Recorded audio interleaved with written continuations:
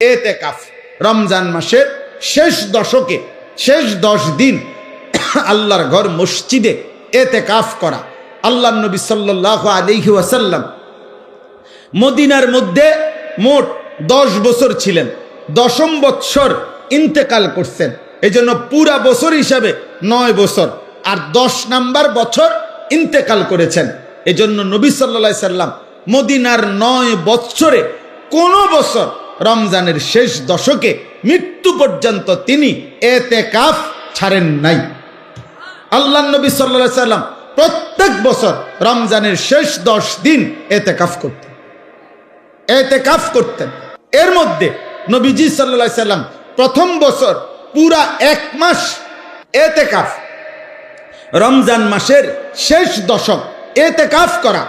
রাসূলুল্লাহ সাল্লাল্লাহু আলাইহি সাল্লাম প্রথম বছর এতেকাফ করেছেন পুরা 1 মাস, পুরা রমজান।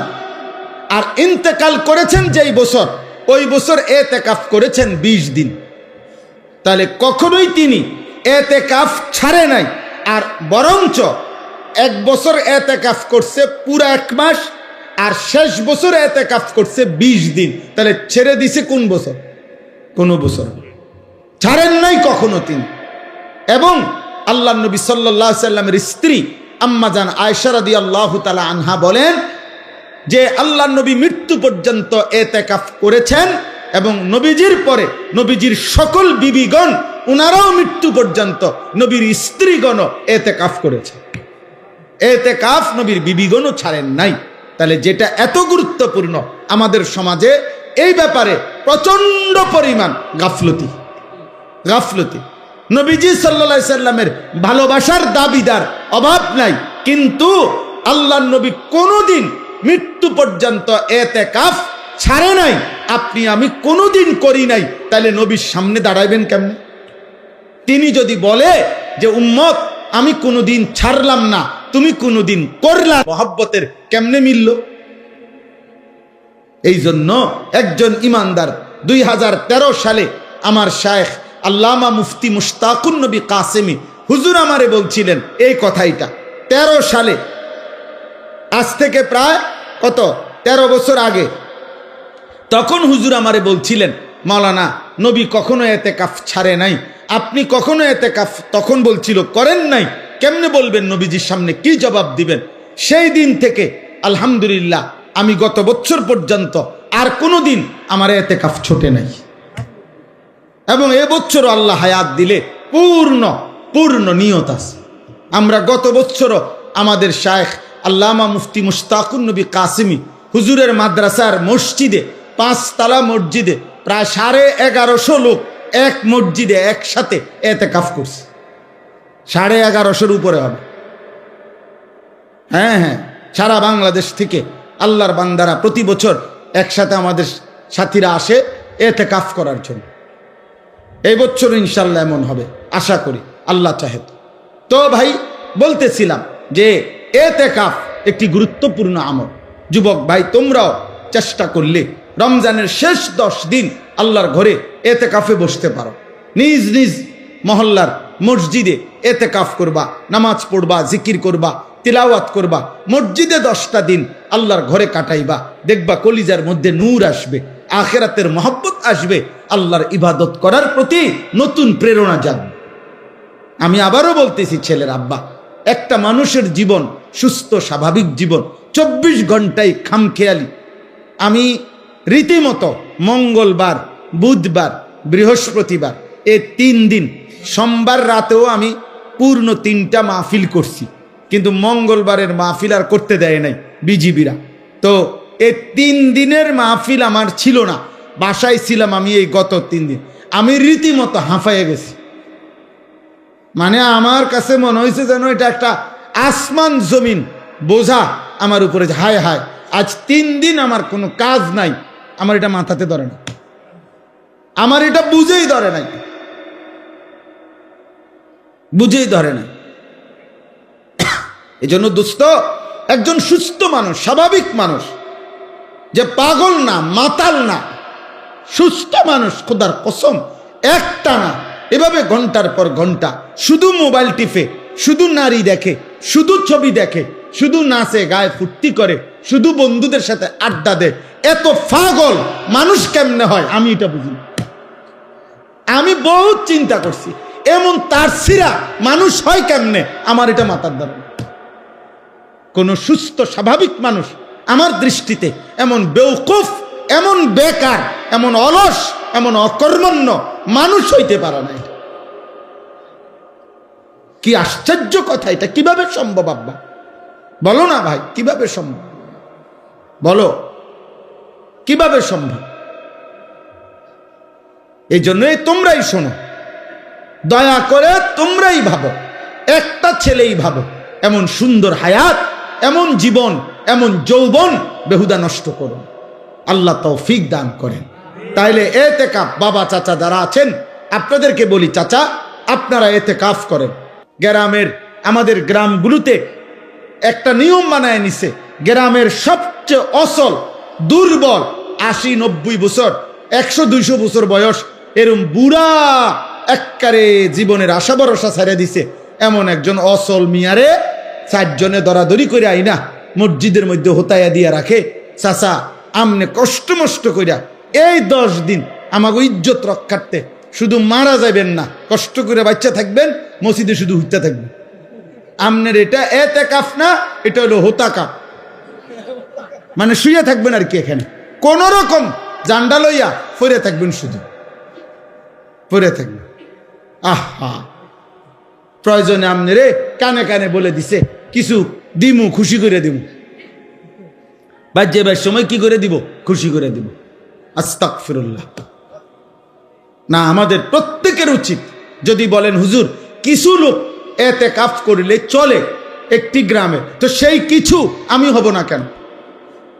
আজীবন কিছু অন্য কেউ হবে কেন? আমি হব কোন দিন? নবীজি কি কিছু লোক বলে নবী নিজেকে বাদ দিছিলেন? সাহাবারা বাদ দিছিলেন? আল্লাহ আমাদেরকে তৌফিক দান করে। সর্বশেষ কথা হলো শবে কদর। শেষটা কি? শবে কদর। রমজান মাসের শেষ দশকের বেজর রাত্রিগুলো 21, 23, 25, 27, 29 এই 5টি রাত শবে কদরের সম্ভাবনাময়ী রাত। এক একটি রাত আল্লাহ যদি শবে কদর দান করে তো 1000 মাসের রাত্রির চাইতো উত্তম নেকি, রহমত, মাগফিরাত আল্লাহ দান করে। সুবহানাল্লাহ। এই জন্য যার আখিরাত দরকার, যার জাহান্নাম থেকে মুক্তি দরকার, তার উচিত রমজান মাসের এই শেষ দশকের বেজর 5টি রাত ইবাদত, আমল, দোয়া, নফল ইবাদত, কান্নাকাটির মধ্যে লিপ্ত থাকা, যেন আল্লাহ তাআলা আমাদের আপনাদের সকলের গুনাহ মাফ করে আল্লাহ যেন আমাকে জান্নাতি বানায় দেয়। এই শেষ কথা, এগুলোর বিস্তারিত ব্যাখ্যা ওলামায়ে কেরাম থেকে আরো জেনে নেবেন। তাহলে রমজান আমাদের সামনে, 6টা জিনিস আমাদের সামনে। 1 রোজা, বলেন, তারাবি, ইফতার, সাহারি, এতেকাফ, এরপরে শবে কদর। আল্লাহ তাআলা আমাদেরকে তৌফিক দান করে। একজন মুসলমান হিসাবে রমজানকে কদর করে প্রত্যেকের উচিত। রমজান মানে ভিন্ন কিছু। আমার শেষ কথা এটাই, রমজান মানে ইমানদারের জন্য ভিন্ন কিছু, আলাদা কিছু, অনেক কিছু। যুগ যুগ ধরে বুজুর্গানে দিন, আল্লাহর প্রিয় বান্দাগণ রমজান মাসে নিজেদের ইবাদত আমল অতিরিক্ত করতেন। আমার শায়েখ সেই 2013 সাল থেকে শায়েখের কাছ থেকে শেখা এই সবক, আলহামদুলিল্লাহ, আল্লামা মুফতি মুশতাকুন নবী কাসিমি হুজুর সব সময় বলে, মৌলানা রমজান মাস ভিন্ন কিছু। আলহামদুলিল্লাহ, আজ অনেক বছর হুজুরের সাথে প্রত্যেক রমজানের শুরুতে আমরা 2 দিন 3 দিন আগে আল্লাহর ঘরের জিয়ারতে, উমরার সফরে যাওয়ার চেষ্টা করি, আবার শেষ দশক এতেকাফ করার চেষ্টা করি, এই আশায় যে রমজানে অন্যান্য কাজকর্ম কমাইয়া চেষ্টা করা, যে ইবাদত আমল আখিরাতের পুঁজি অর্জনের জন্য বেশি চেষ্টা করা। গুনাহ থেকে বাঁচার একটা মাধ্যম এটাও যে যেই পরিবেশে, যেই অবস্থায়, যেই কারণে গুনাহ হইতে পারে তার থেকে আগের থেকেই দূরে থাকা। কোরআনুল কারীমের মধ্যে আল্লাহ তাআলা বলছেন, তিলকা হুদুদুল্লাহ ফালা তাকরাবুহা, আমি আল্লাহ যা নিষেধ করেছি তা আমি আল্লাহর সীমারেখা, আমি আল্লাহ দাগ দিছি, এটা এরপরে আসা নিষেধ। ধরেন আল্লাহ বলেন এটা আমার সীমানা, প্রতিটা হারাম আমি আল্লাহর সীমারেখা। ফালা তাকরাবুহা, তোমরা হারামের কাছে না, শুধু হারামের কাছাকাছি, মানে দূরের থেকেই সরে থাকো, কাছেও যেও না। একেবারে যেই দাগ দিছে এই দাগের উপরে তো আসবাই না, বরং দাগের কাছেও আসবা না, আরো দূরের থেকে সরে যাব গুনার। এই কথা কোরআনে বারবার আছে। হযরত আদম এবং হাওয়া আলাইহিমাস সালাম সর্বপ্রথম যেদিন ওনাদেরকে আল্লাহ তাআলা নিষেধ করছেন যে তোমরা ওই নির্দিষ্ট গাছের কাছে যেও না, ফল খেও না জান্নাতের মধ্যে, ওইখানে ওই দিন নিষেধের বেলায় আল্লাহ তাআলা এই শব্দটা প্রথম দিনই ব্যবহার করছে, ওয়ালা তাকরাবা হাদিহিস শাজারা, তোমরা দুইজন এই গাছের কাছেও যেও না। মানে গাছের সামনে তো যাইবাই না, গাছে দেখা যায় এমন কাছেও যাইও না। এই গুনার ক্ষেত্রে নিয়ম হলো গুনাহ করবে না এটা না, গুনার কাছেও যেও না।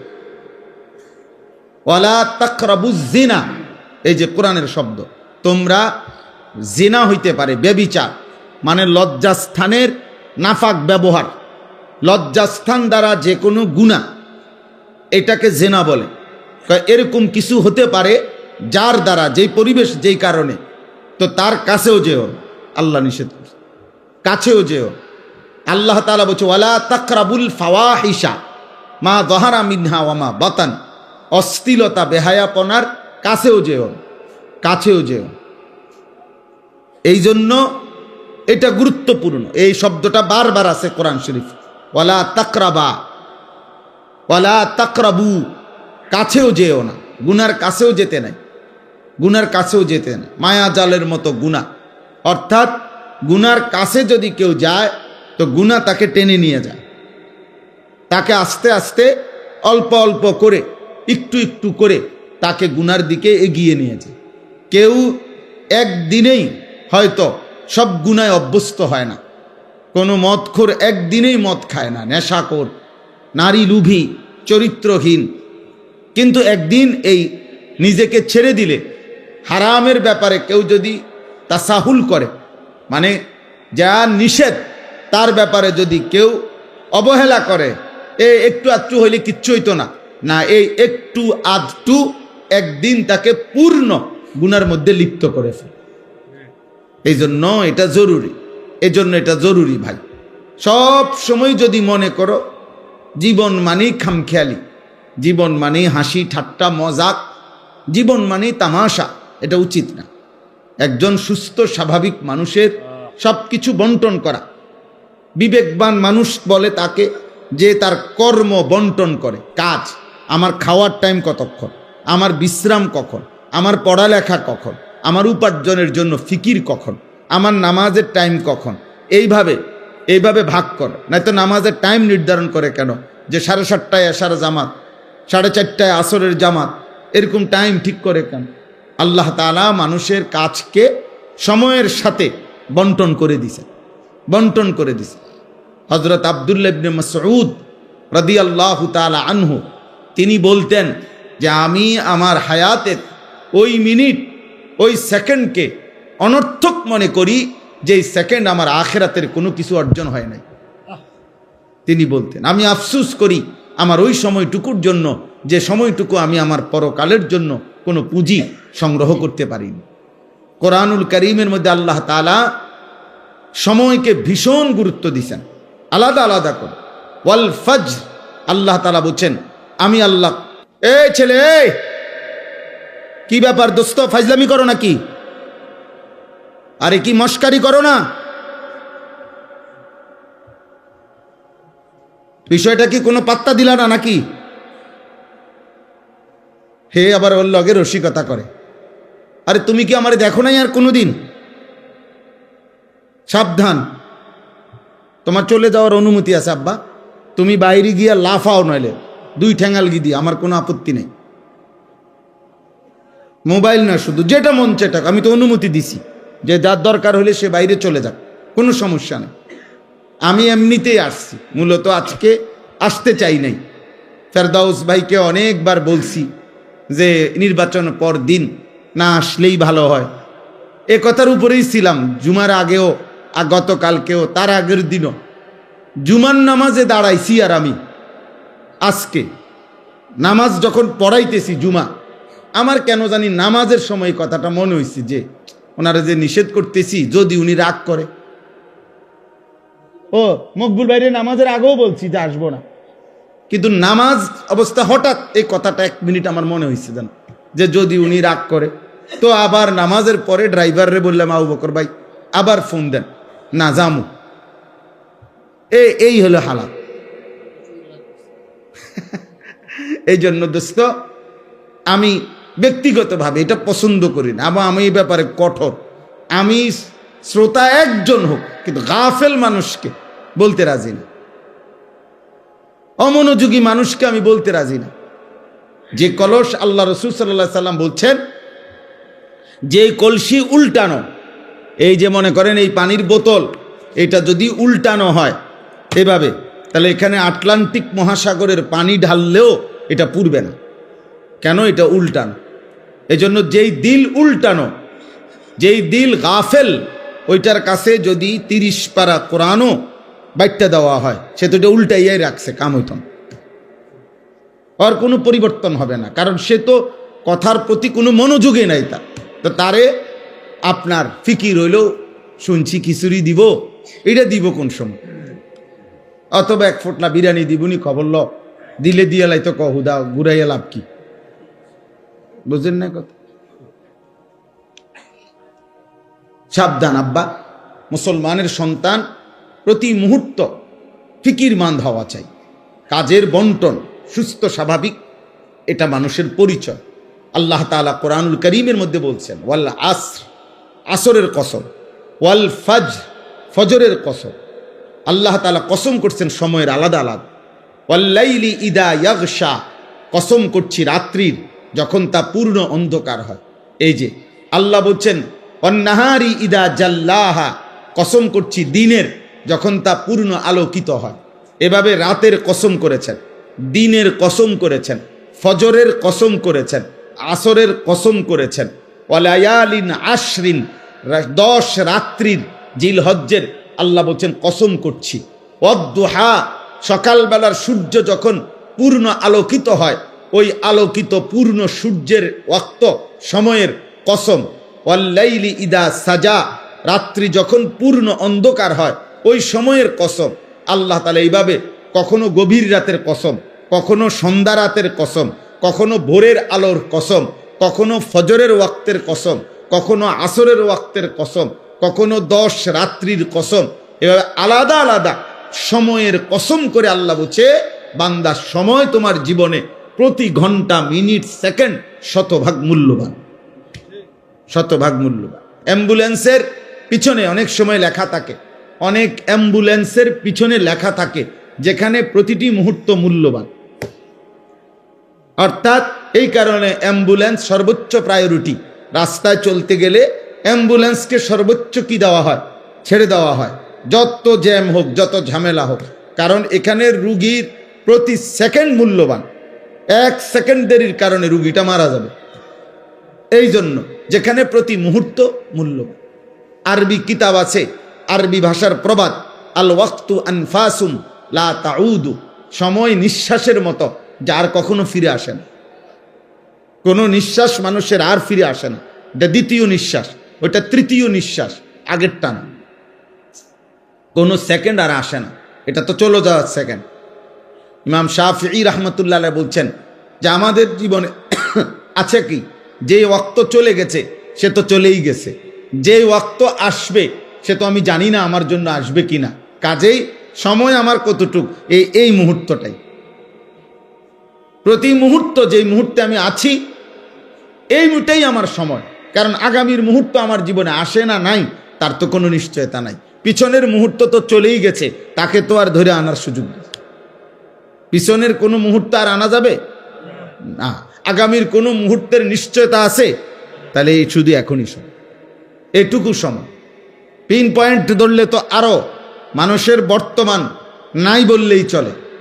প্রতি পিন পয়েন্ট মানে অর্থাৎ আপনি যদি একটা বল পেন, শীষ কলম যদি আপনি ধরেন, একটা ফোঁটা দিলেন আর একটা জায়গার মধ্যে আপনি ধরলেন, ধরলেই চিন্তা করেন এখানে ধরলে এক এক সেকেন্ড যাইতেছে তো সে তো চলে যাচ্ছে, এক এক সেকেন্ড আসতেছে তো সেটা তো আসতেছে। তো মেন বর্তমান মুহূর্তটা তো নাই বললেই চলে, আস্তে আস্তেই চলে যায়, আর না আসতে তো ভবিষ্যৎ থাইকা যায়। এই জন্য হায়াত একদম অল্প, সময় একদম অল্প, বাস্তবতা ভাই। ছেলেরা তোমরা যদি বুঝতা, বাবা আপনারাও যদি বুঝতেন, যিনি বৃদ্ধ তাকে আল্লাহ দয়া করেছেন, যিনি যুবক তাকে আল্লাহ দয়া করেছেন, যাকে আল্লাহ হায়াত দিয়েছেন তাকে আল্লাহ তাআলা রহম করছেন। এক একটা হায়াত, এক একটা ঘন্টা আল্লাহ তাআলার দয়া। বান্দা আমি তোমাকে সুযোগ দিচ্ছি।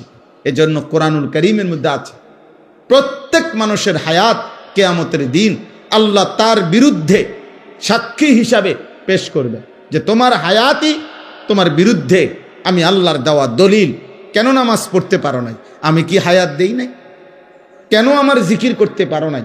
আমি কি হায়াত দেই নাই? কেন আমার কোরআন তেলাওয়াত করতে পারো নাই? আমি কি হায়াত দেই নাই? এইভাবে আল্লাহ তাআলা বলবেন, আওয়ালাম নুআম্মিরকুম, আমি কি হায়াত দেই নাই? আওয়ালাম নুআম্মিরকুম, আমি কি হায়াত দেই নাই? এভাবে আল্লাহ তাআলা বলবেন, অমান নুআম্মিরহু নুনাক্কিসহু ফিল খালক। আল্লাহ বলেন আমি যাকে হায়াত লম্বা করছি তাকে আমি আল্লাহই পুনরায় আবার প্রথম অবস্থায় ফিরিয়ে আনছি। আফালা তাকিলুন, তোমরা কি বুঝবা না? আল্লাহ তাআলা বলেন তুমি দেখো, বৃদ্ধ মানুষটা তো বৃদ্ধ ছিল না, যুবক ছিল, মজবুত ছিল, আজ আবার বৃদ্ধ হয়ে গেল।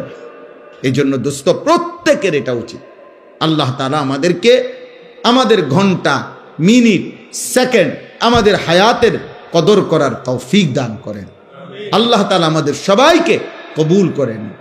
মাহে রমজান আমাদের সামনে, আমি মাহে রমজানকে সামনে রেখে, রমজান আমাদের সামনে 6টা কথা, ছোট্ট ছোট্ট 6টা বিষয় একটু একটু করে শুধু বলতে চাই, বললেই আমার কথা শেষ। মাহে রমজানে, রমজান মাসে 6টি মোটা দাগের ইবাদত নতুন করে যোগ হয়। আগের সকল ইবাদত সেটা তো আছেই, আগের যত নিষেধাজ্ঞা, হারাম, গুনাহ এটা তো আছেই, নতুন করে 6টি গুরুত্বপূর্ণ ইবাদত রমজান মাসে যুক্ত হয়। একজন মুমিনের উচিত, আল্লাহ তাআলা যেহেতু আগের সমস্ত ইবাদত এর সাথে রমজানে আরো 6টি ইবাদত যুক্ত করেছেন নতুন করে, অতএব একজন মুমিনের উচিত একথা বুঝা যে রমজান মানেই ইবাদতের জন্য, রমজান মানেই আখিরাতের জন্য, রমজান মানেই নিজেকে গুনাহ থেকে মুক্ত করাবার জন্য, রমজান মানেই ভিন্ন কিছু, রমজান মানেই আলাদা কিছু, রমজান মানেই অনেক কিছু। এক ইমানদারের জন্য, যার আখিরাত দরকার, যার জাহান্নাম থেকে মুক্তি দরকার, যার মূলত জান্নাত দরকার, আর যার এগুলো দরকার নাই, তার কাছে রমজান আর গাইরে রমজান ভিন্ন। রমজান এবং অন্য সময় বরাবর। তার হইলো পেশাব পায়খানা, তো এটা তো সব মাসে বরাবর। তার হইলো বাদ্যুকা খাওন, তো তার তো এটা বরাবর। তার তো হইলো যৌন চাহিদা পূরণ করা, লজ্জাস্থানের চাহিদা, এটা তো সারা মাসে সারা বছর বরাবর। তার জীবন তো হইলো খাইছে, ঘুমাইছে, পেশাব পায়খানা করছে, যৌন চাহিদা পূরণ করছে, যখন যেভাবে, হালাল হোক আর হারাম হোক, হালাল নিজের স্ত্রী দেখা হোক আর মোবাইলের নর্তকী দেখা হোক, যেমনে হোক নিজের চাহিদা পূরণ হইলেই হয়েছে। এই যে জীবন, এইটা যাদের জীবন জন্তু জানোয়ারের মতো, তাদের জন্য রমজান কিছুই না, আলাদা কিছুই না। কিন্তু খোদার কসম, যার জাহান্নাম থেকে মুক্তি দরকার, যে বোঝে আমার আল্লাহ আছে, যে বোঝে আমার আখিরাত আছে, যে বোঝে হাসরের ময়দান হবে, বিচার হবে, একদিন আমাকে আমার আমলনামা আল্লাহর সামনে নিতে হবে, আমার জীবনের সমস্ত ভালো মন্দের হিসাব আমাকে দিতে হবে, খোদার কসম ওই ব্যক্তির জন্য রমজান অনেক কিছু। অনেক কিছু। রমজান আলাদা কিছু, রমজান আলাদা কিছু। আমাদের অনেকের জীবনে রমজান আমরা বুঝি না। রমজান মানে অতিরিক্ত বুট মুড়ি পেঁয়াজু আলুর চপ, এই না। রমজান মানে এইটুকু, বরং একজন মুমিনের জন্য অনেক বড় পাওয়া, অনেক বড় চাওয়া মাহে রমজান। এখন 6টি মোটা মোটা নতুন অতিরিক্ত ইবাদাত, সেটা কি? 1 নাম্বার রোজা, 2 নাম্বার তারাবি, 3 নাম্বার ইফতার, 4 নাম্বার সাহারি, ওই যে শেষ রাত্রে যে খায় সাহারি, 5 নাম্বার এতেকাফ, 6 নাম্বার শবে কদর। এই কয়টা হলো? 6টা। এই 6টা বিষয় নতুন অ্যাড হয় রমজান মাসে। রোজা, তারাবি, ইফতার, সাহারি, এতেকাফ, শবে কদর। 6টা হয়েছে। রোজা বলেন, তারাবি, ইফতার, সাহারি, এতেকাফ, শবে কদর। এই কয়টা হলো? 6টা। 1 নাম্বার হলো রোজা। রমজানকে উপলক্ষ করে মহান আল্লাহ পাক রব্বুল আলামিন আমাদের জন্য 1 মাস রোজা ফরজ করেছেন। ফামান শাহিদা মিনকুমুশ শাহরা ফালিয়াসুমহু। আল্লাহ তাআলা বলেন, প্রত্যেক ইমানদার, তোমাদেরকে বলছি, প্রাপ্তবয়স্ক, আকেল, বিবেকবান, পাগল মস্তিষ্ক বিকৃতি নয়, এবং ইমানদার মুসলমান, বিবেকবান, প্রাপ্তবয়স্ক, তোমাদের প্রত্যেকের উপরে, পুরুষ বা নারী, যারাই রমজান মাস পাবে তাদের জন্য এই মাসের রোজা রাখা ফরজ। এই মাসের রোজা রাখা কি ফরজ। কেউ যদি প্রচণ্ড অসুস্থ হয়, কেউ যদি লম্বা পথের মুসাফির হয়, কেউ যদি অতিশয় বৃদ্ধ হয়, ইত্যাদি বিভিন্ন পরিস্থিতিতে আলাদা আলাদা হুকুম, মাসিক ঋতুস্রাব হয়, বাচ্চা জন্মগ্রহণ করে, এরপরে পেটে বাচ্চা আছে, গর্ভবতী নারী, অথবা বাচ্চাকে দুধ পান করা, ইত্যাদি ইত্যাদি আলাদা আলাদা যেদি যা আছে সেটা ওলামায়ে কেরাম থেকে জেনে নেওয়া দায়িত্ব, যে আমার এই সমস্ত প্রতিকূল ভিন্ন কোনো পরিস্থিতিতে রোজার হুকুম কি, তো সেটা উনি জেনে নেবেন। ওগুলোর জন্য আলাদা আলাদা কোরআন এবং সুন্নাহর মধ্যে ওলামায়ে কেরামের নিকটে বিস্তারিত মাসআলা বর্ণনা আছে। তাহলে মূল বিষয় হলো, প্রত্যেক প্রাপ্তবয়স্ক মুসলমান বিবেকবানের উপরে রমজান মাস এসে পৌঁছলে, মানে হায়াত পাইলে, রোজা রাখা কি? কথা বলেন না, ফরজ। ফরজ এটা। আল্লাহ নবী সাল্লাল্লাহু আলাইহি ওয়াসাল্লাম বলেছেন, এই রোজা যে ব্যক্তি রমজান মাসে পুরা 1 মাস আল্লাহ তাআলার এই রোজার বিধান, আল্লাহর প্রতি ঈমান রেখে আল্লাহর নিকট নেকি অর্জনের আশায় রোজা রাখবে, নবী সাল্লাল্লাহু আলাইহি সাল্লাম ওয়াদা দিয়েছেন, আল্লাহ তাআলা তার পেছনের জিন্দেগীর সব গুনাহ মাফ করে দিবেন। মান সামা রমাদানা ঈমানান ওয়া ইহতিসাবা গুফিরা লাহু মা তাকদ্দামা মিন যামবি। যে ব্যক্তি ঈমান রেখে সওয়াবের আশা করে রমজান মাসে রোজা রাখলো, তার পিছনের গুনাহ মাফ হয়ে গেল, হয়ে গেল।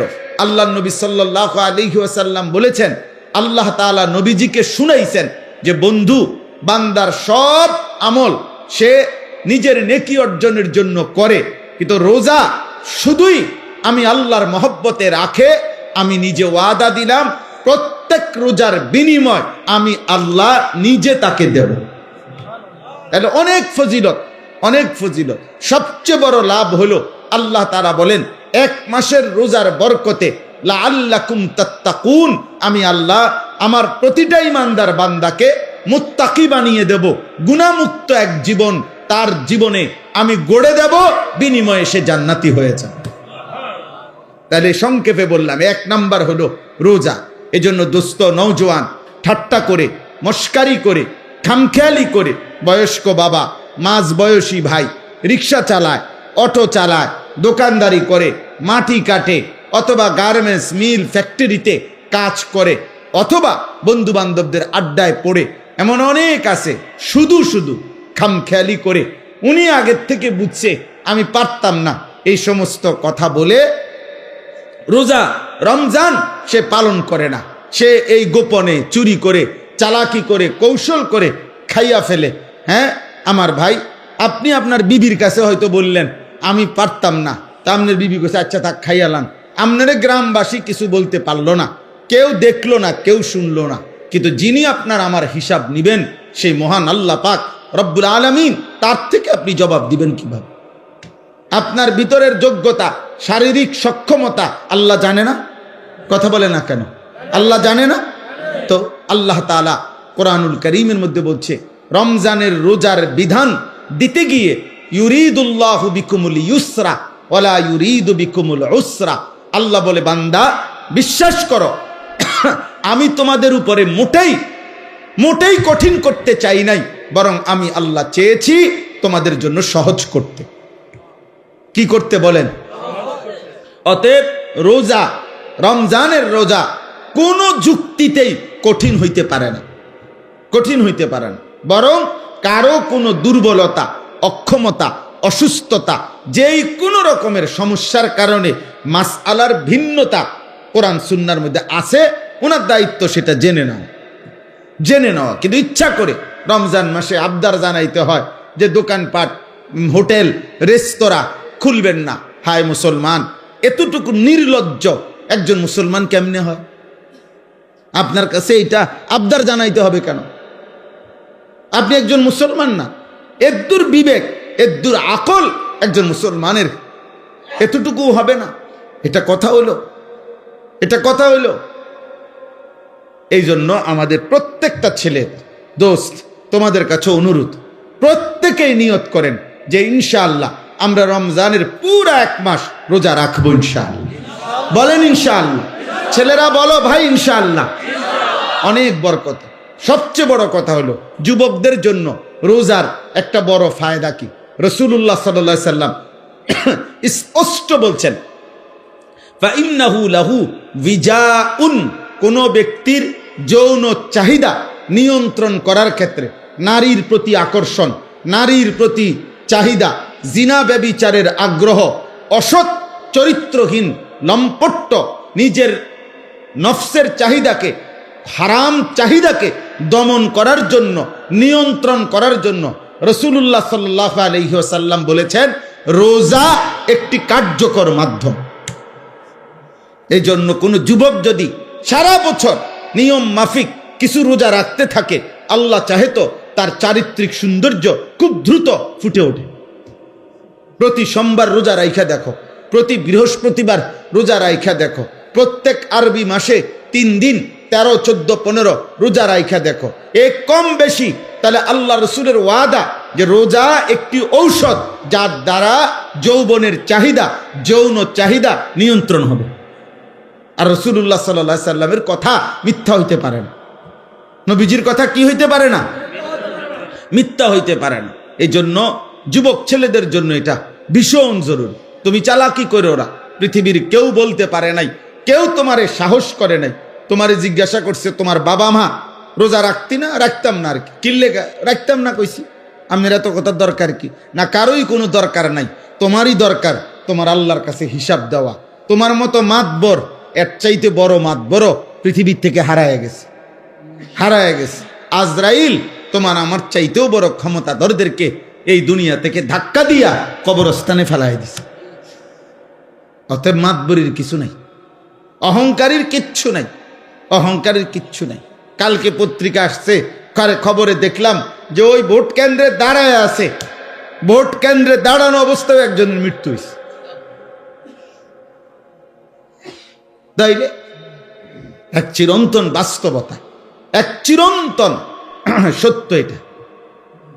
অতএব রোজা আমাদের কোনোভাবেই রমজানের রোজা একজনের রোজা না, বরং একজন আরেকজনকে রোজা রাখতে আমরা উৎসাহিত করব ইনশাআল্লাহ। রাসূলুল্লাহ সাল্লাল্লাহু আলাইহি ওয়াসাল্লাম বলেন জুন্নাতুন, রোজা হচ্ছে গুনাহ থেকে বাঁচার ঢাল স্বরূপ ঢাল। যুদ্ধের ময়দানে তরবারির সাথে যেরকম ঢাল থাকে, যা দ্বারা শত্রুর তরবারির আক্রমণ থেকে বাঁচানো হয়, নিজেকে রক্ষা করে, রোজা মানুষকে নবীজি বলছে যাবতীয় গুনাহ থেকে বাঁচার ক্ষেত্রে ঢাল স্বরূপ। আল্লাহ তাআলা তৌফিক দান করেন। আসেন দ্বিতীয় নাম্বার, তারাবি। দ্বিতীয় নাম্বার কি? তারাবি। 5 ওয়াক্ত নামাজ রমজান মাসেও ফরজ, আর এখনো কথা বলে না। 5 ওয়াক্ত নামাজ সারা বছরই মুমিনের জন্য কি ফরজ। একটা কথা ছেলের আব্বা, তুমি খাও দাও ফুর্তি করো যাই করো কোনো অসুবিধা নাই, মনে রাখো, বাকি এতটুকু মনে রাখো, তোমার ভোটার আইডি কার্ড আর জন্ম নিবন্ধন সনদের হিসাবে না, বরং আল্লাহ রাসূল সাল্লাল্লাহু আলাইহি ওয়াসাল্লাম বলেছেন 5 ওয়াক্ত নামাজ যার জীবনে নাই, আল্লাহর নবী বলছে তার জীবনের মধ্যে ঈমানও নাই ইসলামও নাই। নবীজি সাল্লাল্লাহু আলাইহি সাল্লাম বলছেন ফারকু মা বাইনানা ওয়া বাইনাল কুফরি আস-সালাহ। কোন ব্যক্তি ঈমানদার নাকি কাফের এটা পার্থক্য করার চিহ্ন আল্লাহর নবী বলেন নামাজ। অতএব নামাজবিহীন কোন নাফরমান যদি একেবারে 1 কোটি বারো চিৎকার দিয়া মাইকিং করেও সে বলে মুসলমান, আল্লাহ রাসূল বলছেন না, সে মুসলমান না। নবীজি বলছেন না। তো ঠিক এবারে তোমার ভোটার আইডি কার্ড লইয়া তুমি কবরস্থানে যাইও, তোমার ভোটার আইডি কার্ড নিয়া তুমি হাসরের ময়দানে দাঁড়াই, দুনিয়াই তো ভোগ করো, আহামরি তো আর কিচ্ছু না, কেউই তো আর অতিরিক্ত কোন নাফরমান কোন পাপী তো আর বাঘের গোস্ত খায় না, আর সিংহের গোস্ত খায় না, এই ফার্মের মুরগায় খায়, কক মুরগায় খায়। তাহলে দুনিয়া কিছুই ভোগ করে না, কিচ্ছু না, কিচ্ছু না, শুধু শুধু নিজের জীবনটা নষ্ট করে। মোবাইলের নর্তকী তো কেউ ধরেও না, সইও না, এটা শুধু চাইয়া থাকে, তাহলে এটা তো নিজেই বোঝে এটা বেহুদা, এর জন্য আল্লাহর নাফরমানি করে, 1 ওয়াক্ত নামাজ পড়ে না। আহা আশ্চর্য এটা। আমি এই জন্য সব সময় ভাবি যে নামাজ যে পড়ে না ছেলেরা, বাবা তোমরাও মনে রাখ, এর চাইতে আহাম্মক বেওকুফ আর কেউ হইতে পারে। বোকা তুমি, একদম বোকা, একদম বেওকুফ। অথচ 5 ওয়াক্ত নামাজ পড়ে শতভাগ দুনিয়া ভোগ করা যায়, খানা খাদ্য পেশাব পায়খানা স্ত্রী সন্তান সংসার দালান বিল্ডিং বাড়ি ঘর সব কিছু দুনিয়া ভোগ করা যাচ্ছে নামাজ যারা পড়তেছে। তাহলে এখানে অসুবিধা কোথায়? এখানে অসুবিধাটা কি? কি লাভ নামাজ না পড়ে? কি ফায়দা? কি ফায়দা? অনেক ছেলে তোমাদের বেনামাজি চেহারা দেখলেই চিনা যায়, উস্কো খুস্কো চুল, এগুলো কোনোভাবেই শালীন সুন্দর না, চেহারা আরো পাউডার দিল, চেহারার মধ্যে একটা বিভৎস নাপাক তার চেহারার মধ্যেই ভাসে। কারণ যে নামাজ পড়ে না সে পেশাব করে ঠিক মতো, সে পানি টয়লেট পেপার ঢিলা কুলুকো ব্যবহার করে না, কারণ তার তো নামাজ নাই। কাজে এই অপদার্থ, এই আহাম্মক, এই নিকৃষ্ট নিম্ন রুচির মানুষ, এটা মানুষের সমাজে চলাফেরার অনুপযুক্ত, জন্তু জানোয়ারের সাথে মানানসই, মানানসই, এটাই বাস্তবতা। এই জন্য মূলত অপবিত্র মানুষ যে তার জীবনে নামাজ নাই, যার জীবনে নামাজ নাই তার সাথে কোনো পবিত্রতাও না। সে পবিত্র থাকবে কেন? সে তো নামাজই পড়ে না, ওই পবিত্রতা দিয়ে করবো কি? ও তো পবিত্রতার কোনো মর্যাদাই বোঝে না, তার তো নামাজই নাই। এই জন্য দোস্ত প্রথম কথা এটা, 5 ওয়াক্ত নামাজ, এটা ছাড়া মুসলমান হতেই পারে না। এটা একেবারে সহজ কথা। মান তারাকা সালাতাম মুতাআম্মিদান ফাকাদ কাফারা। নবীজি বলেন ইচ্ছে করে যে নামাজ ছেড়ে দিল সে কাফের হলো, একেবারে বিশুদ্ধ হাদিস। ফাকাদ কাফারা, সে কাফের হলো, নবীজি বলছেন। তুমি জিজ্ঞাসা করে দেখো, আল্লাহ রাসূল সাল্লাল্লাহু আলাইহি সাল্লাম বলছেন, তো যিনি বলছেন সে কাফের হয়ে গেল, তো হ্যাঁ বড়ায় কয় বড়ারে সুপারিশ করবো জিলাপি দিয়া, হ্যাঁ করো, আমনে খান বইয়া বইয়া জিলাপি, আমনে বিরিয়ানি খান কারাকারি কইরা, হ্যাঁ দেখ অনেক বড় ক্রেডিট বেটা, 60টা লইছে, 60টা ফুটলা লইছে, ছি ছি ছি ছি। অথচ একটা বাচ্চা হয়তো তার এই 4টা লওয়ার কারণে বাচ্চাটা অজরে কাঁদছে, বাচ্চাটা হয়তো পায় নাই, তুই বেটা একটা বাচ্চার মুখের খাবার কেড়ে নিলি, আবার এটা ক্রেডিট হলো কি? তুই তো জালেম বেটা, এটা জালেম না? কথা বলে না, এটা এটা এটা ক্রেডিটের কিছু হইলো? এটা বড়াইয়ের কিছু হইলো না? হ্যাঁ এটা ক্রেডিট, 60টা লইছে। আমি 3 প্যাকেট লইছি। কেমনে লইছে? কারাকারি কইরা। তো মানুষে দেখছে না? মানুষে দেখছে তো কি কইছে? মানুষে হাঁটছে আমার মতো বাটফারে দেখা। মানুষে বুঝছে যে এই ডাকাত যে মানুষের খাবার খাইরা নেয়, এটার আর কি কইতো? আস্তাগফিরুল্লাহ, আস্তাগফিরুল্লাহ। আব্বা, এটা কোনো ক্রেডিটের কিছু না, অভদ্রতা কোনোদিনও সৌন্দর্য নয়। এজন্য পৃথিবীতে এ কথা পরীক্ষিত কথা, যে নারী বেপর্দা নারী বেপর্দা সৌন্দর্য নয়, বরং অসভ্যতা। যে নারী বেপর্দা হয়, যে নারী তার শরীর রূপ যৌবন দেখায়, এটা সৌন্দর্য হইতে পারে না। সৌন্দর্য হইতে পারে না, এটা অসভ্যতা, এটা নোংরামি, এটা বেহায়াপনা, নষ্টামি ছাড়া আর কিছু না। এটা নষ্টামি, এটা খবিস, এটা খবিস, খবিস। এজন্য চরিত্রহীন যুবকের কপালে শেষ পর্যন্ত খবিস নারী জুটে। খবিস নারী, এটা বলায়েত ভাই বলতে চাইছিলেন, এই এক লাইনেই বলছিলেন।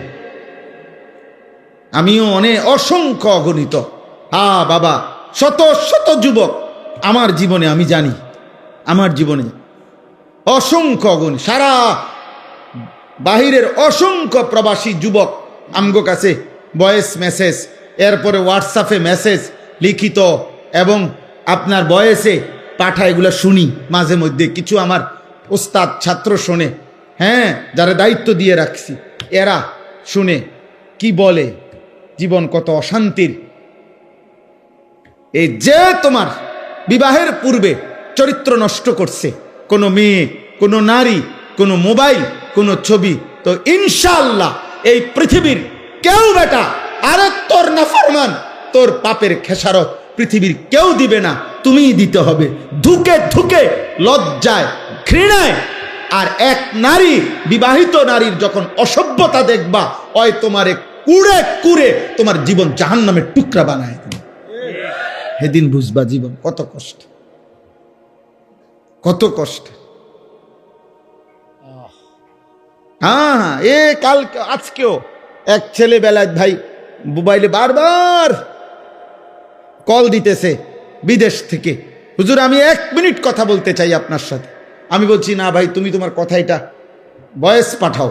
পরে এটা শুনলাম, এই কি বলে, দেশের হোক আর বিদেশের হোক, দোস্ত, গুনাহ কাউকে ইজ্জত দেয়, গুনাহ কাউকে ইজ্জত দেয়, গুনাহ মানুষকে ঘৃণা তৈরি করে।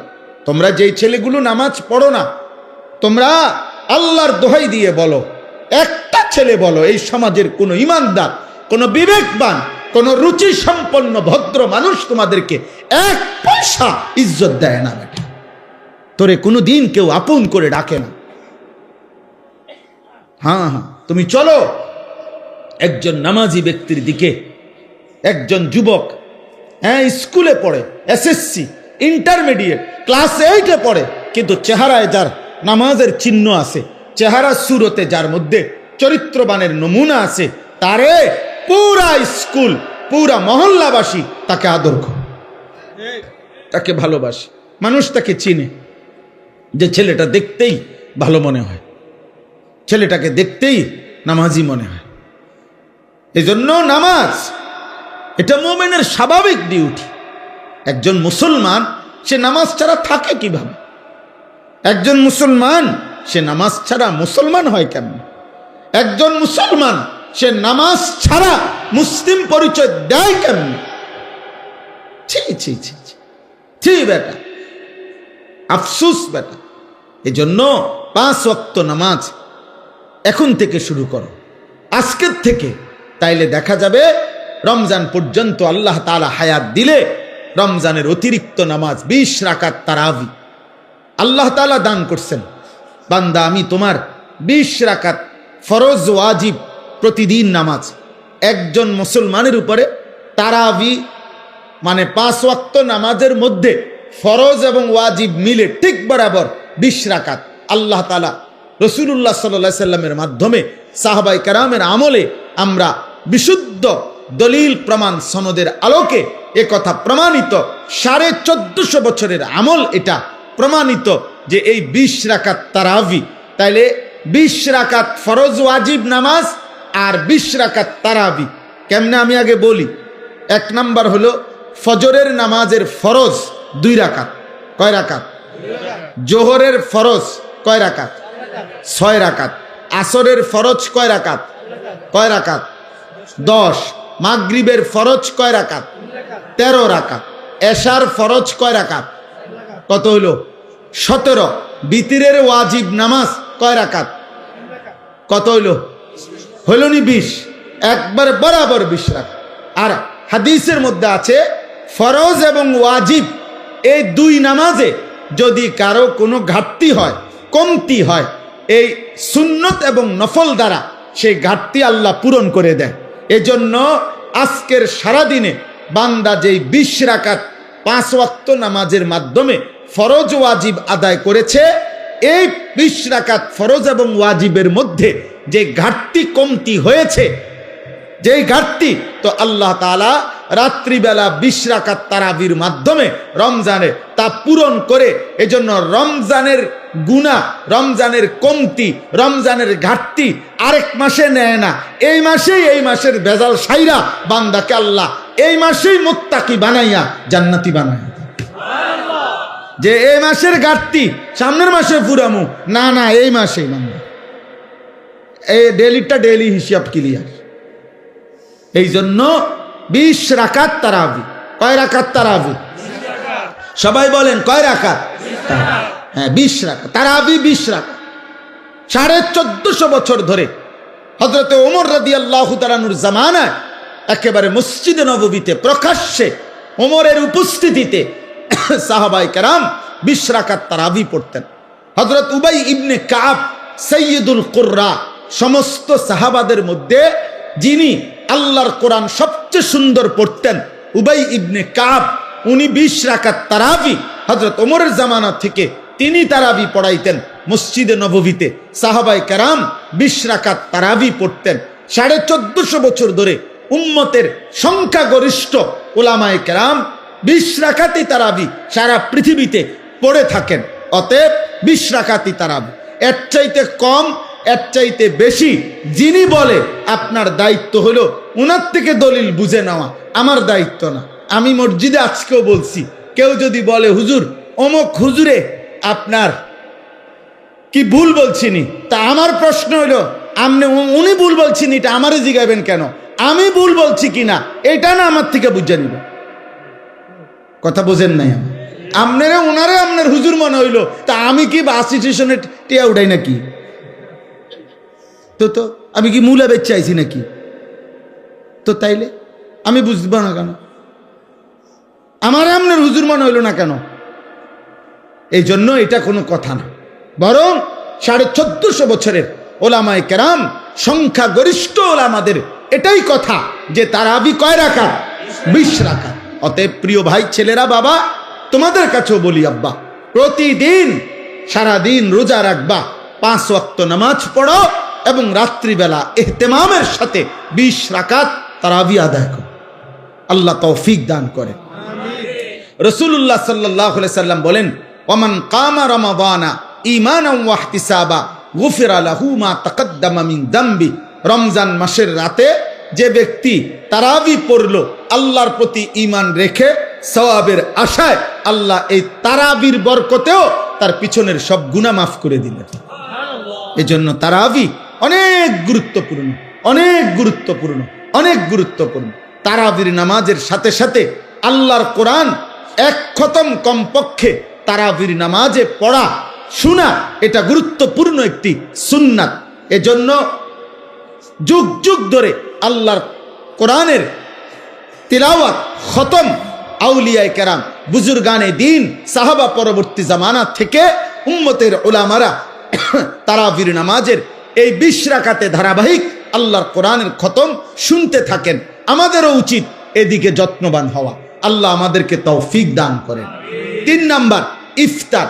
ইফতার যেটা সারাদিন রোজা রেখে রোজা যখন ভাঙ্গে ওই টাইমটাকেই বলা হয় ইফতার। ইফতার একটি সুন্নাত আমল। রাসূলুল্লাহ সাল্লাল্লাহু আলাইহি ওয়াসাল্লাম বলেন, আমার উম্মত ততক্ষণ পর্যন্ত কল্যাণের উপরে থাকবে যতক্ষণ তারা জলদি জলদি ইফতার করবে। এজন্য ইফতারের সময় তাড়াতাড়ি ইফতার করা, মানে টাইম হলে দেরি না করা, এটা সুন্নাত। আর ইফতারের আগ মুহূর্তে দোয়ায় লেগে থাকা, এটা একটা গুরুত্বপূর্ণ সুন্নাত আমল, এবং এই সময়ের দোয়া আল্লাহ তাআলা কবুল করে। এই জন্য মা বোনদের উচিত, আমাদের সমাজের সবচেয়ে বেশি গাফলতি হইল মহিলাদেরকে ইফতারের পূর্বের এই দোয়ার সুযোগ দেওয়া হয় না। হয় মহিলা নিজে সুযোগটা নেয় না, অথবা পুরুষরা তাকে দিতে চায় না।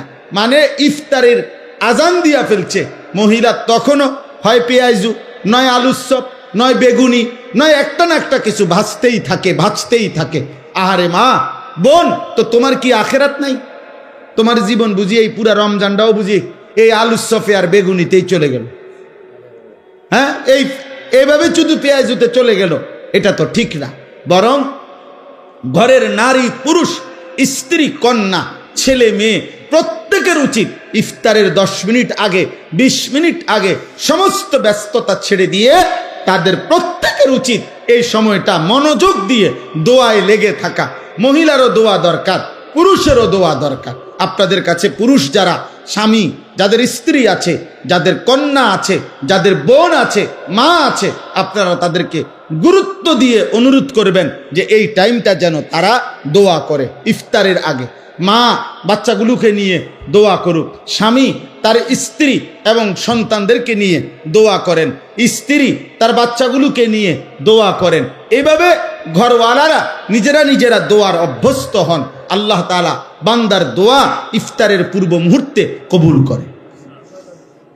4 নাম্বার, সাহারি, মানে শেষ রাত্রিতে খাবার খাওয়া। রাসূলুল্লাহ সাল্লাল্লাহু আলাইহি সাল্লাম বলেন, ইহুদিরাও রোজা রাখে, আমরা মুসলমানরাও রোজা রাখি, কিন্তু পার্থক্য হলো ইহুদিরা সাহারি খায় না আর আমরা সাহারি খাই।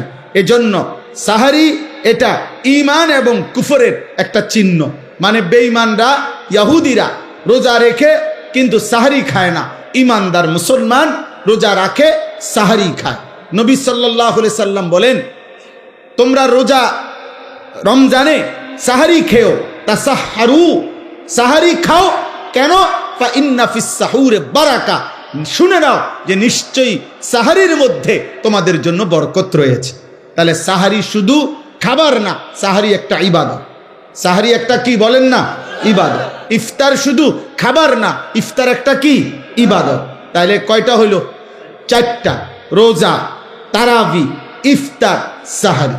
আর 5 নাম্বার হলো এতেকাফ।